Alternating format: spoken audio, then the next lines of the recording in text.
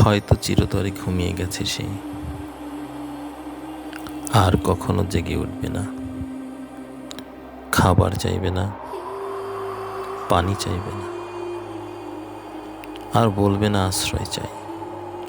তোমাদের হিন্দু, মুসলিম, বৌদ্ধ, খ্রিস্টান, শিয়া, সুন্নি, কুর্দি, কাদিয়ানি, হানাফি, সালাফি, মালিকি, হাম্বলি, ব্রাহ্মণ, ক্ষত্রিয়, বৈশ্য, শূদ্র, ক্যাথলিক, প্রোটেস্ট্যান্ট কিংবা অর্থোডক্স, পঞ্চম প্রজন্ম, ষষ্ঠ প্রজন্মের যুদ্ধ বিমান, আন্তঃমহাদেশীয় থেকে হাইপারসনিক ক্ষেপণাস্ত্র, আকাশ ভরা স্যাটেলাইট কিংবা মহাকাশযান, সকল প্রতিযোগিতাকে পেছনে ফেলে সে এক ক্লান্ত পথচারী ঘুমিয়ে গেছে।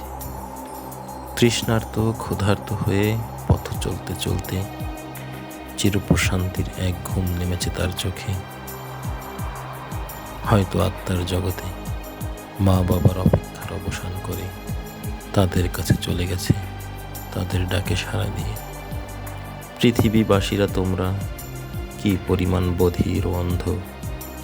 আমি তো জানি তোমাদের দিগন্ত বিস্তৃত তৃণভূমি আছে, লক্ষ লক্ষ বর্গ মাইল ফাঁকা পড়ে আছে, হাজার হাজার মাইল বিস্তৃত বনভূমি আছে,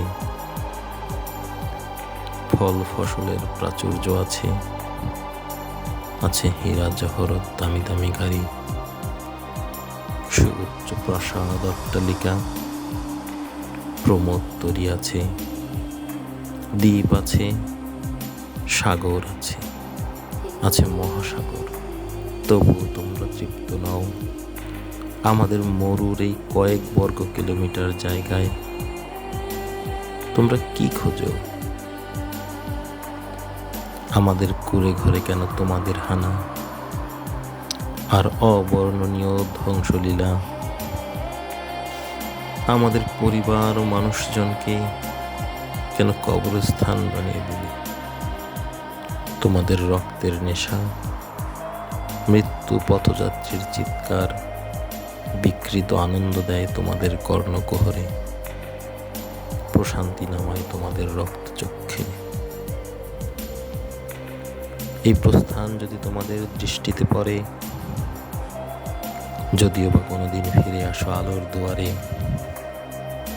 এক মহাসাগর অশ্রু তোমাদের অন্তরকে শান্ত করবে না, মৃত্যু না আসা অবধি।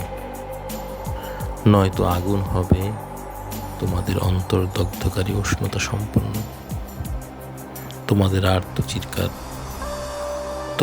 আর্তচিৎকার চলবে অনন্তকাল ব্যাপী, আর তা শোনার জন্য কেউ শ্রবণ শক্তি সম্পন্ন হবে না।